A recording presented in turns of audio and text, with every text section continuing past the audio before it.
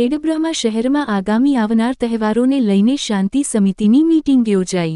ખેડબ્રહ્મા નગરના police station ખાતે PI ડી.આર. Padheriya સાહેબના અધ્યક્ષતામાં આગામી તહેવાર રમજાન ઈદ તેમજ રામનવમી તહેવારને લઈને શાંતિ સમિતિની મીટિંગ રાખવામાં આવી હતી। આ શાંતિ સમિતિની મીટિંગમાં ખેડબ્રહ્મા નગરના દરેક સમાજના આગેવાનો તેમજ અગ્રણી વેપારીઓ ઉપસ્થિત રહ્યા હતા।